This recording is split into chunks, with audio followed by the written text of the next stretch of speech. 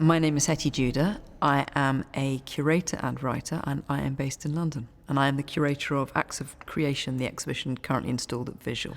So I studied English, philosophy and divinity at the University of Glasgow.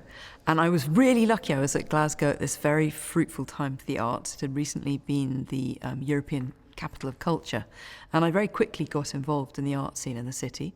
I was doing some really, truly appalling performance art. And I also, at a certain point, started directing a festival over there, which included choreographing and directing bits of performance art and theatre, and also programming exhibitions. And I moved from that really into writing about art. So I started to write about art in the press. And I've been writing about art and curating in various different ways for terrifyingly almost 30 years now. And this particular exhibition and book, Acts of Creation, has really come out of about 6 years of work where I've been particularly looking at the impact of motherhood on artists' careers.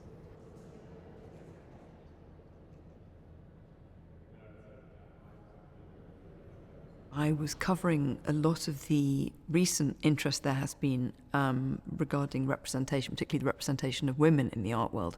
And there have been all kinds of brilliant studies that have been done over the last 10 or 15 years, in all over the world, in fact. But one thing that really interested me in having looked into these studies was that the question was never asked as to what impact motherhood might have on women artists' abilities to flourish in the art world. Because it struck me as a mother myself that motherhood takes up an awful lot of mental space, it takes up a lot of your creative energy, it interferes with your ability to participate in certain ways. And this wasn't really a question that was being asked at the time. So about 6 years ago, 2019, 2020, I conducted a study where I interviewed about 50 artists from around the world. They were all based in the UK. And I asked them about the impact that motherhood had had on their lives, on their careers as artists. Much of the material that came out of those interviews went into, first of all, an essay called Full, Messy and Beautiful, and then a manifesto called How Not to Exclude Artist Parents, and then a book called How Not to Exclude Artist Mothers and Other Parents.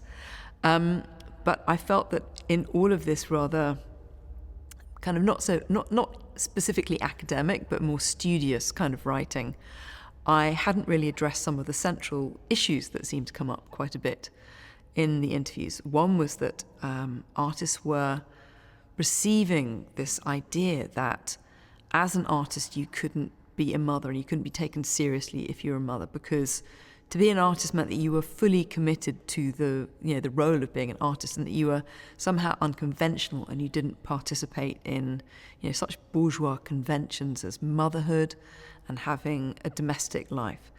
And I really wanted to question this whole notion that you couldn't be both an artist and a mother.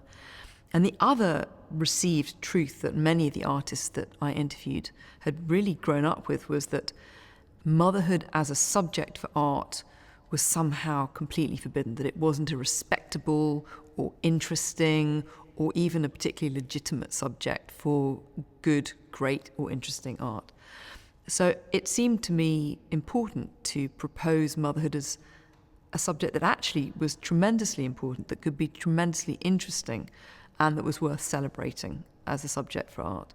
And also to demonstrate that you can be both an artist and a mother, and a really fabulous artist and a mother.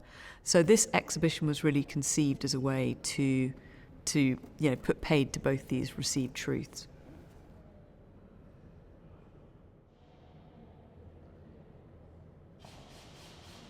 One of the basic parameters that I put in place when I was thinking about this exhibition and the book was that the art wasn't just about motherhood. It was made from the state of motherhood.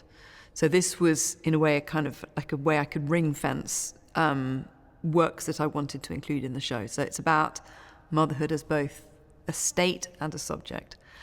And with that basic set of brackets around the work that I wanted to include, I started to think about actually language, interestingly enough, and the way that when we're talking about the creative act, we quite often turn to language and metaphor that is the metaphor of pregnancy, of conception. So you can be a conceptual artist in the same way that you can conceive of a child, and you often talk about, for example, your ideas gestating and the labour of bringing your ideas into a physical artwork. And there's quite fertile ground to be had in playing with this language that is common to both the art world and to this whole kind of world of bringing children into the world. So that was, in a way, a starting position, and I wanted to have a bit of fun with that. So the first section of the show is called Creation, and in the first section of the exhibition, I wanted to propose the creation of a child as a creative act in the same way that you would describe the creation of an artwork. But one of the privileges of my position as a mother of older children is that I get to view the entire panorama, in a way, of parenthood. So my children are in their mid-20s. And I felt that it was very important to honour the ongoing work of being a parent, of being a mother. And many exhibitions that have approached motherhood as a theme have really just focused on pregnancy and the very, very early years. But we have this very important section in this exhibition and the accompanying book called Maintenance, which is about motherhood as something that never ends.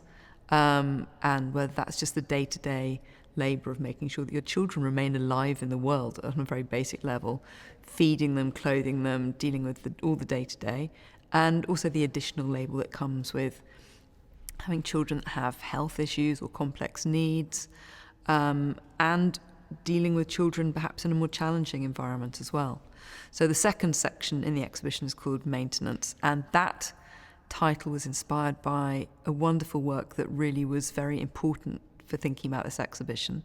It's a work from 1969 by an American artist called Mir Ladman Eucalis, and it's called The Manifesto for Maintenance Art. And this was a work in which she proposed an exhibition in which she would conduct all of her day-to-day labour as a parent, as a mother, in the gallery, and she would propose this as maintenance artwork.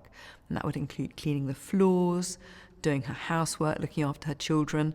And she talked about how she was very skilled at all these things, and she wanted to demonstrate these skills in the same way that you demonstrate your skills as an artist. So that work was a cornerstone for thinking about the exhibition. And within maintenance, we have a whole section called the kitchen. And that section really thinks about the kitchen table as a site of creativity. So you don't necessarily need to be working in a studio. You can be in your home making work. And sometimes that's work that also is quite political as well. And then the third section of the exhibition is called the temple. And that again was quite a playful use of language because, of course, there is a great deal of very famous imagery of mothers and children, art historically. But that imagery is all to do with the Madonna and child. And so the temple is a room full of self-portraits in which the artist has depicted themselves either as mother or in relation to motherhood. And they are all, on a certain level, counter-images to the Madonna and child. So we have the temple of the artist mother.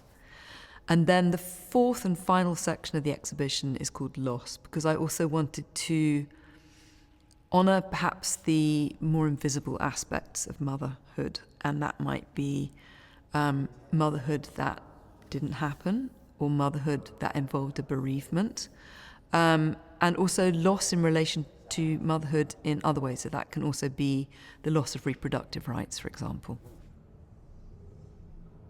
So it's certainly been quite an intense learning experience, exploring the Irish context and bringing both new artists and new works into the show, but also additional works by artists who were already included in the show. So the exhibition has always had works by fantastic Irish artists in it: Rachel Fallon, Daphne Wright, Dorothy Cross, among them.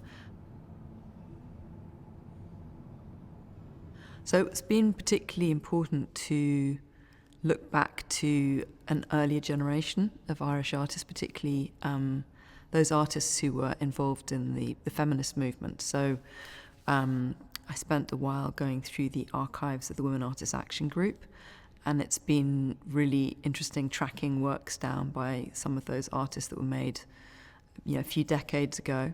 And it's wonderful to be including works by people like Patricia Hearn and Pauline Cummins in the show. But also to think about the very different context of kind of motherhood in Ireland, certainly against the kind of the backdrop of the specific history over here.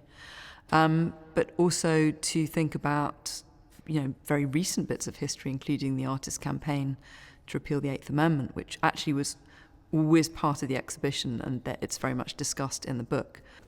So Acts of Creation was originally commissioned by the Hayward Gallery touring, and it started off in Bristol in 2024, and it's toured to 4 different venues in the UK, finishing up in Dundee Contemporary Arts earlier this year.